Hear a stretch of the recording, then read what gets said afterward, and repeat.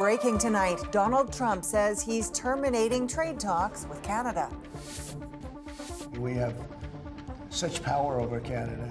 The U.S. president lashes out and suggests Canada will face a blanket tariff. We have reaction tonight from the markets to Parliament Hill. No, I didn't speak to the president today. What do you... An explosive device detonates outside the office of a BC MLA.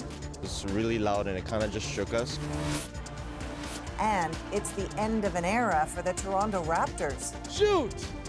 Man, I think Masai did some great things. What we know about the decision to suddenly part ways with President Masai Ujiiri. How much influence does Edward Rogers have on a decision like this? This was my decision, supported by the board. From CBC News, this is The National with Erica Johnson. Thanks for joining us. All trade talks with the U.S. are now off as Donald Trump lashes out over Canada's digital services tax. It's due to kick in on Monday and will cost U.S. tech companies billions. Trump calls that a blatant attack on his country. That major move, like so many others, announced by Trump online, and all of a sudden, the two countries had been trying to hammer out a trade deal within weeks. The Prime Minister says he will continue to engage in these quote, complex negotiations. The tax has long been an issue for U.S. officials, even before Trump took office this last time. But as Kate McKenna shows us, he's now putting it at the center of this trade war. Have you spoken to the president today yet, sir? Prime Minister Mark Carney addressing another Trump trade blow. The U.S. president calling off trade talks with Canada. We'll continue to conduct these complex negotiations in the best interests of Canadians. It's a negotiation. Donald Trump lashed out on Truth Social, saying because of Canada's egregious digital services tax, the U.S. is terminating all discussions on trade with Canada and will let Canada know the tariff that they will be paying to do business with the United States of America within the next 7-day period. In the Oval Office, he doubled down. We have such power over Canada. I'd rather not use it, but they did something with our tech companies. Canada's digital services tax became law last year. It taxes tech giants like Amazon, Meta, and Google on digital revenue. The first payment is due Monday. American companies are set to pay about $2 billion U.S. We were hoping as a sign of goodwill that the new Carney administration would at least put a break on that during the trade talks. They seem not to have. The U.S. was going to take a run at this and really has had a beef with Canada on this issue for a really long time. They really had no choice but to really escalate that issue at the last minute now. This snag comes 12 days after Carney said he's looking for a deal to end the trade war within a month. President Trump and I agreed to continue to pursue those negotiations, intensify them towards a deal within the coming 30 days. Some warn this threat is just how Trump operates. This is a moment in a long, tough negotiation that's very public, but also I think we all have to understand that that might be tactically a tactical move by our counterparty. Up until very recently, Canadian officials were saying they thought discussions were progressing and talks were going well. But this goes to show how quickly things can change when dealing with Donald Trump. And if this is a negotiating tactic, how likely is it, Kate, that Canada could press pause on the digital services tax? It's possible. Mark Carney has said some things are off the table. For example, in Friday's social media post, Trump also took aim at Canada's protections on the dairy sector known as supply management. That has been a long-time trade irritant with the United States, but Carney has said it's not something they're willing to concede on in trade negotiations. He hasn't made a similar promise when it comes to the digital services tax. All right, thanks for this. Kate McKenna in Ottawa. Let's bring in Peter Armstrong, our senior business correspondent. Peter, how are the markets reacting to Trump's comments? Yeah, initially not well. The loonie fell off a cliff when Trump's social media post came out. But look at how it reacted through the rest of the afternoon, right? The dollar climbed back, not all the way, to be sure, but traders are telling us something here with that rebound. And I think what they're saying is that they're not convinced this is a full breakdown, but rather some part of these ongoing negotiations. And Peter, we also have Canadian GDP numbers out this morning. How did they fit into this latest development?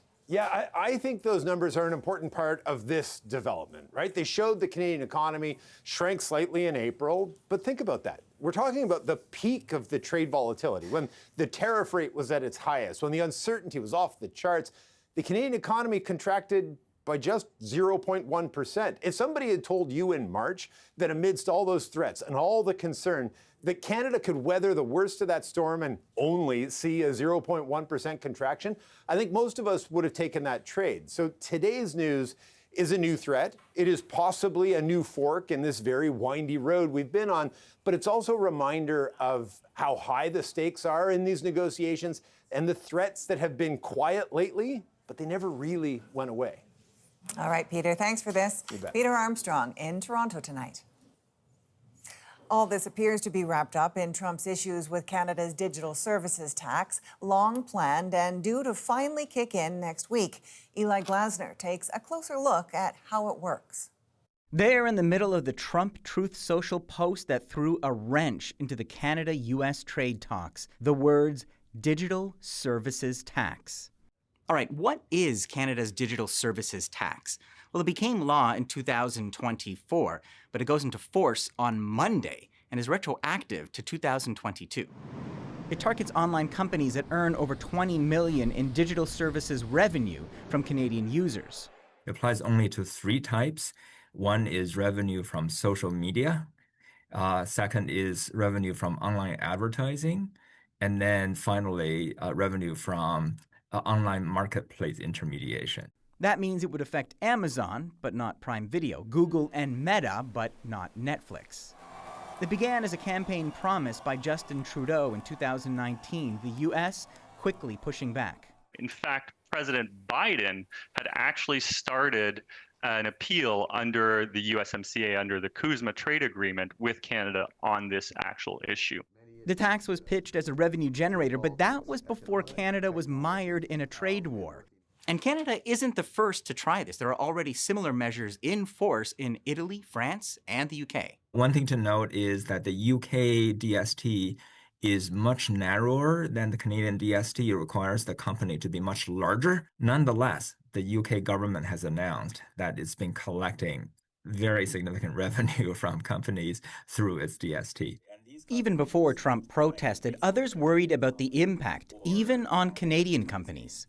You were saying under the DST, there are some Canadian companies, depending on their online presence, that could actually be affected by this kind of tax dragnet. Absolutely. And these companies would complain for paying the GST. We're subject to all kinds of levies. And now here's another tax. Well, experts say the biggest online companies could easily absorb the tax. It's estimated to generate $7 billion over 5 years for Ottawa. Eli Glasner, CBC News, Toronto. The RCMP is investigating after an explosive device was detonated in front of the office of a provincial BC cabinet minister. Georgie Smythe now on what we know as investigators search for suspects and any sign this might be a targeted attack. Clues in the mystery of an early morning explosion on the doorstep of a provincial BC cabinet minister's office, damaging a doorframe. Police say a device was detonated. No one was injured, but neighbours were startled. Sounded like a really loud bang, but it didn't sound like the trains. It sounded something more. It was really loud and it kind of just shook us. 3D scanners and investigators went over the scene of the blast outside Minister Bowinn Ma's constituency office, which happened sometime around 4:15 this morning. Police say they also received reports of the sound of another explosion 2 hours earlier on the same street, but nothing was found. These are two different incidents. At this point, we're not sure if they're related. There's nothing to indicate that. And again, as the investigation unfolds, we may be able to find out more. CCTV cameras from nearby intersections and businesses may be crucial to finding answers.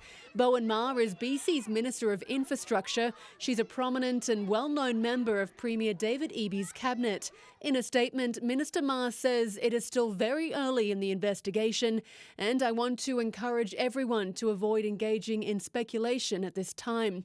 There are no known threats against her, say police and BC's Premier. That is something we're going to be looking at, see if this was specifically targeted at her office. At this stage, we don't have any information about motive, about why an individual would engage in this kind of conduct in relation to Minister Ma's office. We're doing a routine safety review for MLA offices across the province. Police have stressed they don't know if this was a targeted attack, but evidence shows that political violence is escalating in both Canada and especially the US, and they haven't ruled it out in this case. Georgie Smythe, CBC News, Vancouver. CBC News has learned a former high-profile Iranian official is in Canada despite a Canadian ban on allowing senior Iranian regime officials in. As Ashley Burke explains in this exclusive story, there are now calls for him to be kicked out. Mehdi Nassiri now promotes himself on YouTube as a vocal critic of Iran's regime. But he's well known for his past as a regime official himself. And CBC News has learned he's been in Canada for months, even posting about coming here publicly. He is openly defying our laws. Lawyer and activist Kaveh Shahruz says he's faced threats tied to the regime before. It's infuriating to see people with links to the regime, or at least past links to the regime, openly talk about the fact that they can come to this country. I think what it does is it mocks our government's efforts to keep out Iranian regime officials. For years, pressure mounted on Justin Trudeau's government to crack down. Canada's spy agency confirmed death threats against people in Canada are real. Ottawa banned all senior Iranian officials from the country who served from 2003 onward, but is now facing calls to investigate why Nassiri was let in and if he should be kicked out. What is wrong with our immigration system that allowed this person to come to Canada with a valid visa legally initially? Nassiri was the managing director of a newspaper in the 90s funded by Iran's supreme leader, and later a cultural deputy and on a policy-making council for Iran's imams. Mehdi Nassiri was in fact one of the most important hardliners in Iran during the early 2000s. Nassiri told CBC News in a statement, "My role at Cayenne newspaper was journalistic, and my position within the Organization of Friday Imams was religious and devotional." He says his son's a Canadian citizen, and he was granted a visa in 2023 to visit him. The women and men who work for the CBSA are given very, very little time to do any in-depth screening. In response to public concerns Nassiri is in Canada, he told CBC News he no longer supports the regime and has been a critic for the past 6 years. Canadian officials won't comment on his case, but say broadly that visa applications are carefully assessed and it can take action, including kicking people out. Now, Ashley, since the government started cracking down on regime members here, how many have actually been deported? Well, Erica, Canada Border Services says since 2022, it's canceled 130 visas tied to suspected senior regime officials and identified 20 people it believes are inadmissible. But it's up to the Immigration and Refugee Board to make the final decision. And so far, it's handed out 3 deportation letters since 2022 and removed 1 person from the country. Thanks for this, Ashley Burke in Ottawa. Donald Trump said he was willing to bomb Iran all over again. If the intelligence reports conclude that Iran can enrich uranium to a level that concerns you, would you consider bombing the country again? Without question, absolutely. Trump also said he had been working on sanctions relief for Iran, but he is stopping that effort because the country's supreme leader claimed victory in the war with Israel. Trump said, as a man of great faith, the Ayatollah is, quote, not supposed to lie. There is condemnation tonight over what is reportedly happening near aid distribution sites in Gaza. Senior international correspondent Margaret Evans explains the criticisms and challenges of delivering food in a war zone. In Gaza, the daily struggle for survival has a new dimension, one where you have to choose between letting your family starve or risking your life. So say aid agencies critical of a private U.S. contractor backed by Israel to provide aid in Gaza.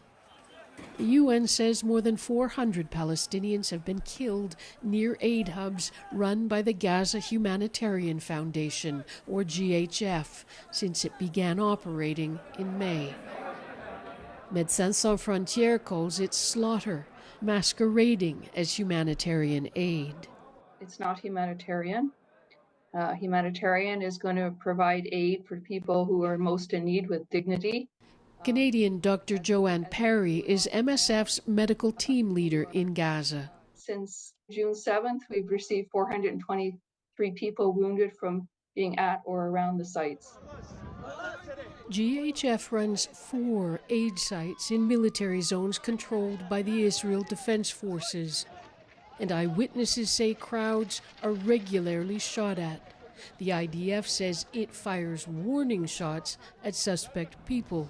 We contacted GHF for comment. They insist there have been no Palestinian fatalities near their distribution sites and accuse Médecins Sans Frontières and other critics of a smear campaign.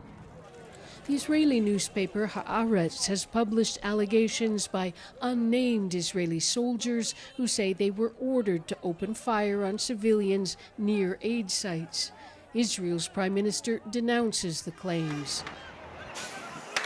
So fraught is the aid situation that some Gazan clan leaders have come together to protect what little other aid is allowed in. To deliver a message of safety to Palestinians, says Dr. Ala El-Din Al-Akluk, to deliver aid without any violence. The United States has announced it will give $30 million to help fund the GHF. Margaret Evans, CBC News, Jerusalem. A legal win tonight for Donald Trump in a new ruling from the Supreme Court. We can now promptly file to proceed with numerous policies that have been wrongly enjoined on a nationwide basis. The ruling and the nationwide implications next. Plus, the Toronto Raptors part ways with their popular president. He touched a lot of people here in a positive way in the city. What's behind the premature departure of Masai Ujiri? And later, a treetop adventure sends first responders on a rodent rescue. There was 6 or 7 of them, including the chief and the deputy chief. The squirrely story makes our moment. We're back in 2.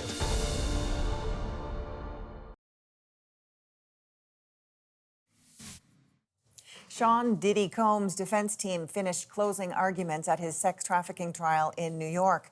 His attorney argued the prosecution, quote, badly exaggerated evidence and mocked the case. In a rebuttal, the prosecution argued Combs was the leader of a criminal enterprise. Jurors are expected to start deliberating on Monday.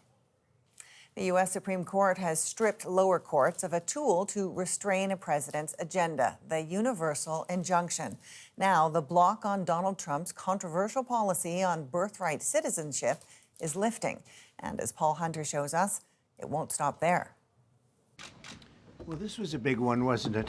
And on that, U.S. President Donald Trump wasn't kidding. This is a decision that covers a tremendous amount of territory. A Supreme Court decision flowing from Trump's push to change so-called birthright citizenship, the constitutional right of anyone born in the U.S. to automatically be a U.S. citizen.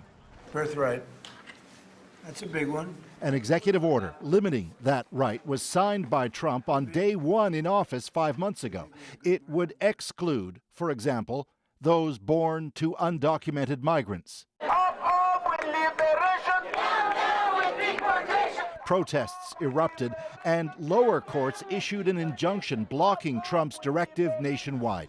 Now, the Supreme Court ruling those lower courts went too far in blocking the presidential directive.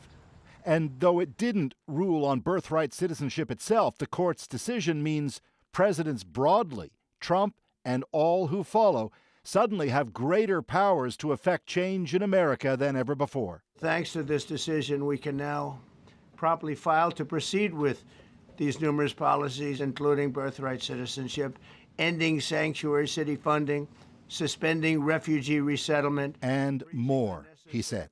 His attorney general then bottom lining all of it. Americans are finally getting what they voted for. No longer will we have rogue judges striking down President Trump's policies across the entire nation. Still, those fighting to maintain birthright citizenship as it is pledge more lawsuits will follow. The bottom line is that there are still many open pathways to block President Trump's illegal and unconstitutional birthright citizenship order and ensure that all babies born in the U.S. are equal citizens.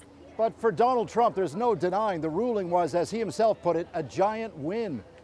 But with more battles to come. Paul Hunter, CBC News, Washington. Donald Trump's signature Big Beautiful Bill has hit a snag and may not get passed by the target date of July 4th. It's important. It's not the end all. It can go longer, but we'd like to get it done by that time, if possible. Cuts to health care for lower-income Americans have been effectively blocked in the Senate. Those cuts were supposed to help pay for trillions of dollars in spending and for tax cuts that disproportionately benefited the wealthy. The man credited with turning the Toronto Raptors into NBA champions is no longer with the team. Absolutely, he left a piece of himself in the city of Toronto. The sudden departure of Masai Ujiri next. Canadian director Celine Song reminisces about her former day job as a matchmaker. You you have meetings with their clients, and then you set them up on blind dates. How the past role inspired her new movie. And a growing number of teachers say they're leaving the profession because of deteriorating working conditions. We had a few students who threatened my life. The National breaks down the stories shaping our world next.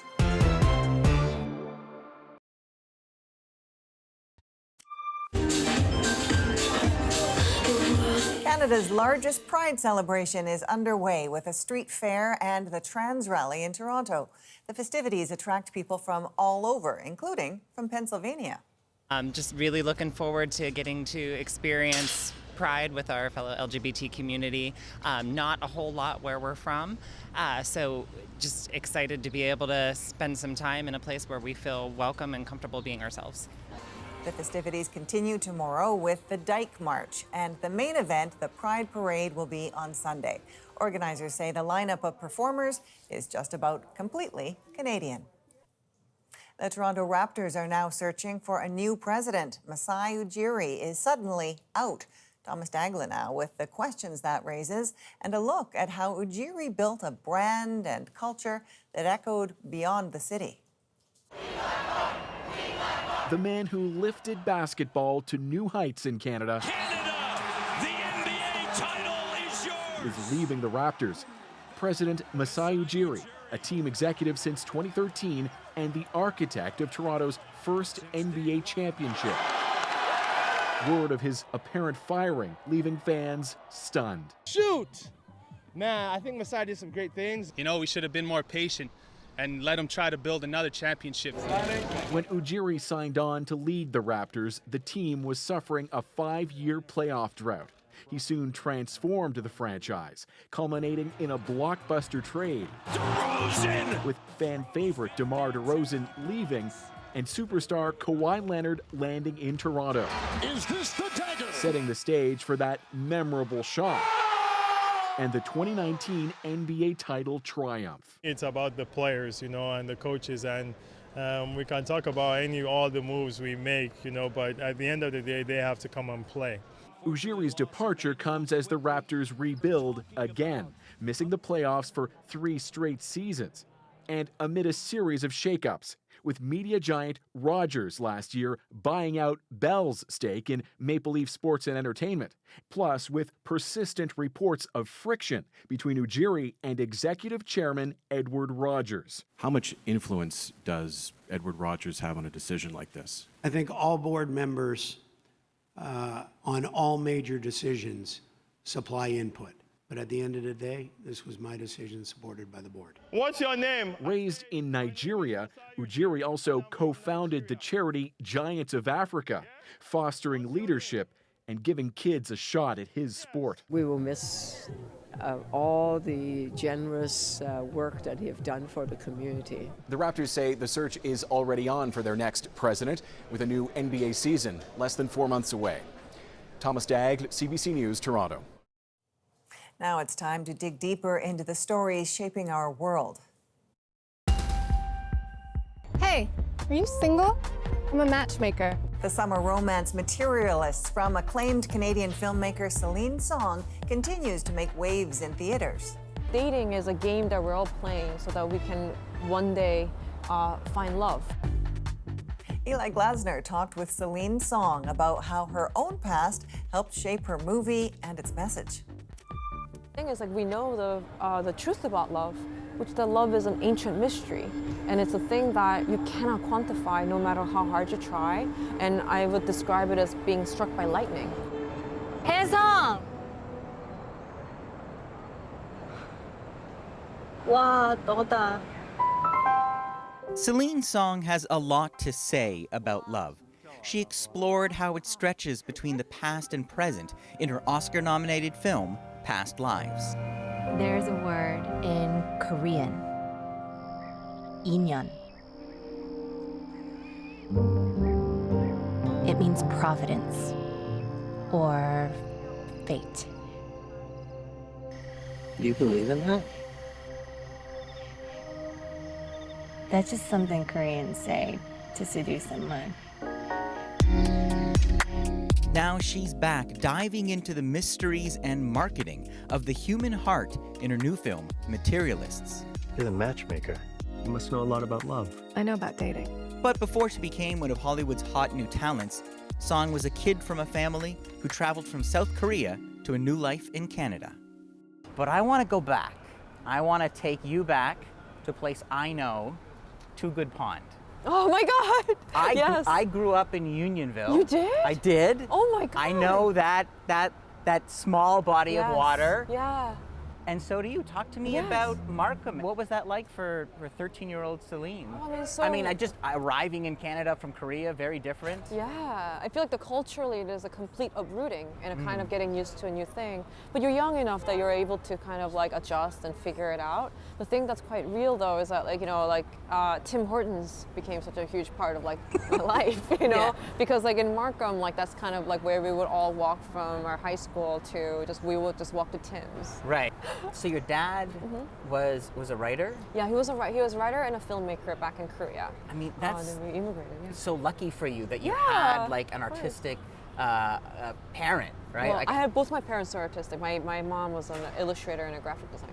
So when you talked about going into a life of the arts, like they totally supported you? Of course. I mean, it's they know what it's like to be freelance artists, and I feel very lucky that I have parents who really understand the life, And so much of being a freelance artist is well, you're your own boss, which is and great. they didn't push you to like my dad's a lawyer, and I remember when I was talking about going into film, I was like, what about entertainment law? Like they wanted something a little more practical, a little less risk. Well, I think that some of those things are. I think something that I know is that like having parents who have had made a living and have a life as a result of being a freelance artist is that they know the risks, of course, but they also know how great it could be, and also like what is also possible that you can make a living doing it.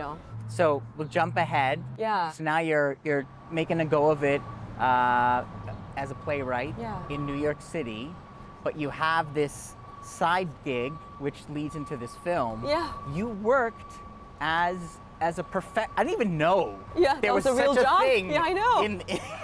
in our time. Hey, are you single? I'm a matchmaker. Give me a call if you want to meet somebody. Just like in the movie Materialists, Song's day job was working as a matchmaker. What was the day-to-day of that job like? Well, you go, you have meetings with your clients, and then you set them up on the blind dates, and then you do feedback sessions. It's kind of like that. You're kind of like managing their expectations, so. So you would sit down, and I would say, okay, this is what I'm looking for. I not not too heavy, Yeah. into sports. Yes. And the Yeah. favorite movie better be blank, like Yeah. that kind of thing. No older than this, no younger than this, like, you know what I mean? So it's like you would tell me like all these different things, and then I feel like then I would go in search of somebody who fits into at least some of those criteria, right? And I think that I learned more about people in those 6 months than I did in any other part of my life, because I think that people are very honest with you when you have the service of getting them a boyfriend. I deserve someone who fulfills all of my criteria. Nothing over 20 BMI. I don't want someone who likes cats. I'm trying to settle. I promise you're going to marry the love of your life. Dating is a game that we're all playing so that we can one day find love within it. And the thing about the game is that the language that is happening in the game itself are so numbers oriented. It's about height, weight, income, education, right, and age. So when you're thinking about like what they have, it really becomes a list of statistics, right? Mhm. But then of course I know Just transactional. Just transactional. And the thing is, like, we know the truth about love, which that love is an ancient mystery. And it's a thing that you cannot quantify no matter how hard you try. And I would describe it as being struck by lightning, right? And it's like, and there's no rhyme or reason to it. It just is. But day after day, people Yeah. are sitting down in front of you and Yeah. saying, Celine, I want to be struck by lightning. Yeah. Why hasn't that Well, happened I want to be yet? struck by lightning by specifically people with these statistics, right? And I think that's what really troubled me about the way that we talk about dating and pursuit of love and what love really is, which is just a feeling. It's an ancient feeling that just you're inspired by just by looking at another person, right? So, Washes over you like just like washes rain. over you, and then when it happens, then you're just like, well, I can't do anything about that. It's out of your control. It's surrender. Love is surrender. When I see your face, I see wrinkles and children that look like you. So where does that leave us? Materialist could be seen as a throwback, an old-fashioned romance about a man and a woman and another man. But in the age of dating apps and algorithms, is it romance that's out of date? As someone who believes in this unmeasurable quotient that is love, how do you feel about the fact that it's on our phone now and there's an algorithm trying to match your heart to someone else's? Yes. Well, I think that I'm very troubled by it. Yeah. And the thing that I am very concerned about is the way that we commodify and objectify each other and eventually ourselves too. And there's a line in my film where a character says, I'm not merchandise, I'm a person. Yeah. And I think that so much of what is happening on our phones or what's happening in the modern world, especially as we start to lean on algorithms and lean on numbers, is that it's only getting faster and easier to treat each other like we're merchandise. And then of course, if you are a merchandise, how do you improve the value of yourself as a merchandise, especially comparing yourself to a global dating market or global world of merchandise, right? Well, there's such a language about self-improvement, right? For example, where it's like Botox, right? Anything from going to the gym or going to do this. And there's so many ways that there's so many industries that are about improving your value as merchandise. Right. But the truth is that a merchandise cannot fall in love with another merchandise. Only thing that is possible is for a person to fall in love with another person. I'm always talking about when it comes to the genre of romance, and this is a modern romance, materialist is a modern romance. What I think about so much is that, well, not all of us can save the world, but the thing that I know all of us, even the most ordinary of us, can do, that is that we can perform a piece of miracle, which is to love someone and to feel loved. And I think that, to me, is a universal theme that is completely worthy of cinema. Now, from the pages of her own life story, Materialist is Song's biggest film yet, starring some of Hollywood's biggest names.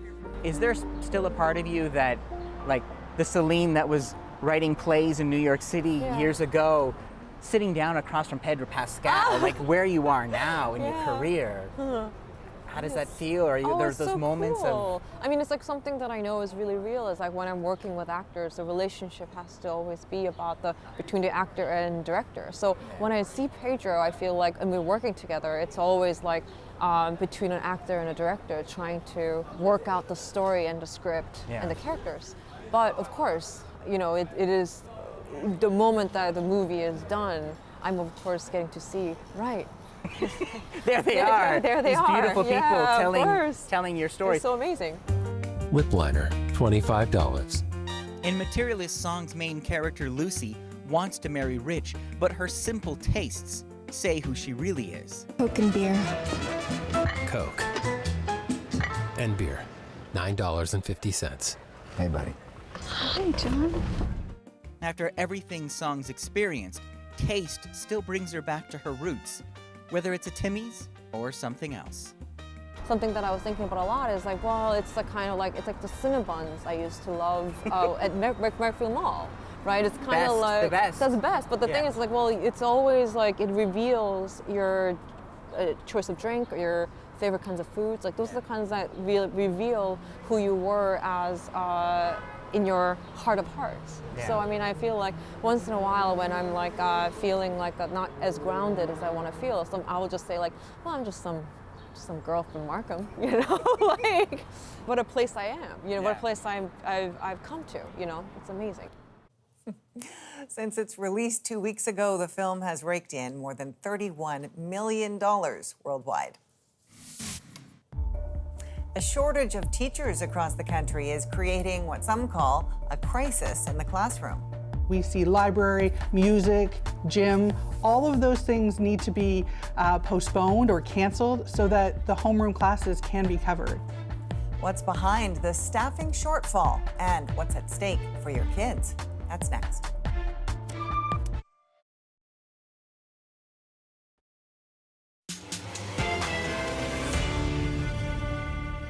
Widespread concerns that Canada's teacher shortage is at a critical juncture. I want to be really clear.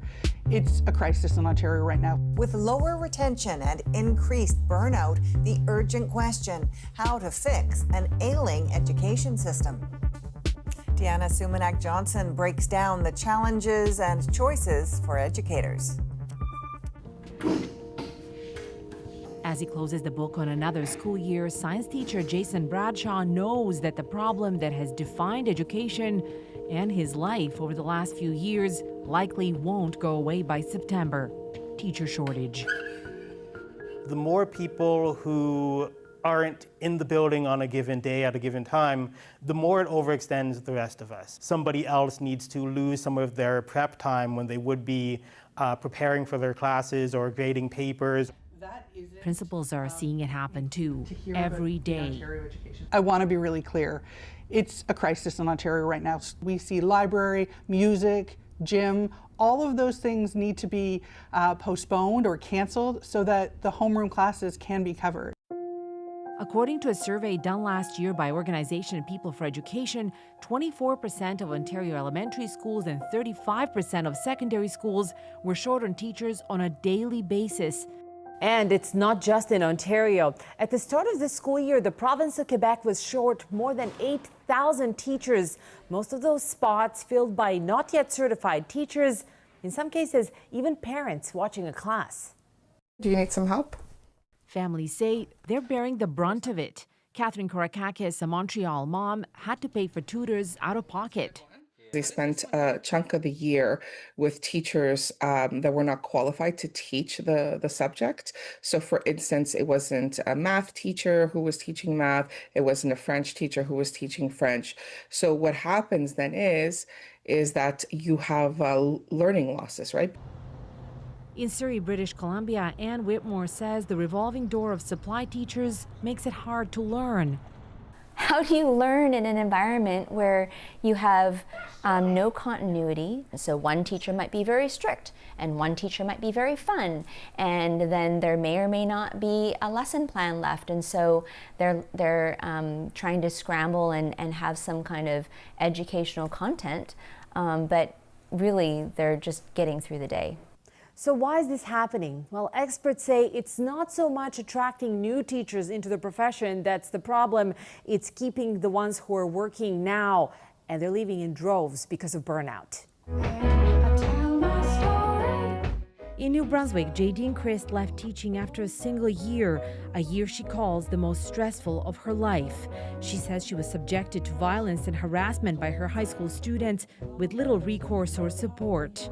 We had Students figuring out loopholes so that they could look at pornography on their in-class iPads. We had a few students who threatened my life, one of which needed to have their locker searched for weapons.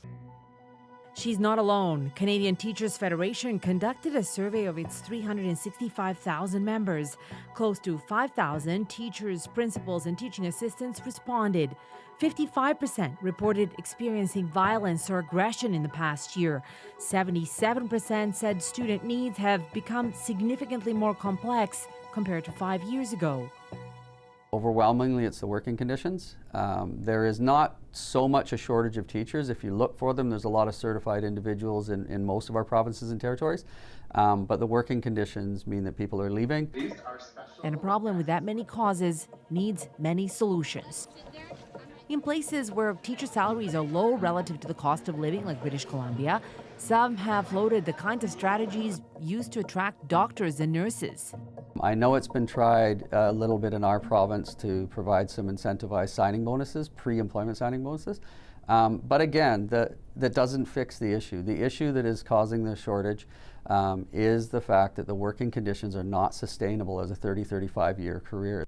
What Ontario should do is invest more money into staffing for schools, says this principal. We're looking for new funding and more funding so that we can support these diverse needs that kids have.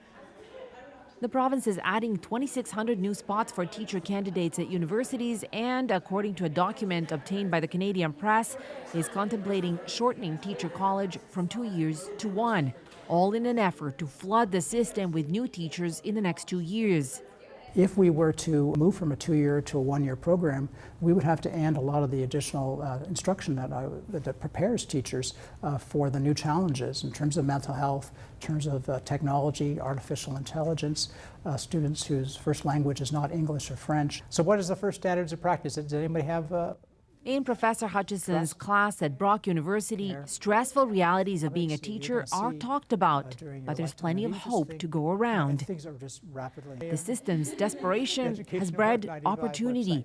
These aspiring educators are already getting calls to work as supply teachers while they're still in school. And you're hit with the reality of, not every day is going to be perfect, and that's just the reality of things. It was kind of like being thrown into the deep end. But it was also a good way for me to realize this is still something I want to do. As for Jason Bradshaw, he wishes society and government felt the kind of respect for the teacher's calling that he still has. He wants teachers' salaries to keep up with inflation and for education ministries to make it easier for teachers to move from one area to another without losing seniority. Clearly, many of your peers have left and felt that it was too much. What's making you stay? I love what I do. I feel a sense of that I'm doing something rewarding, and I know that what I'm doing is making a difference to the lives of my students. As challenging as the teacher shortage is overall, Deanna tells us it's even more acute when it comes to French teachers. An estimated Canada-wide shortfall of 8,000 in 2021 has since increased. Coming up, ever heard of a squirrel getting stuck in a tree? And he, out of nowhere, jumped off my shoulder, ended up about 25 feet up this tree. What that rescue operation looked like in our moment.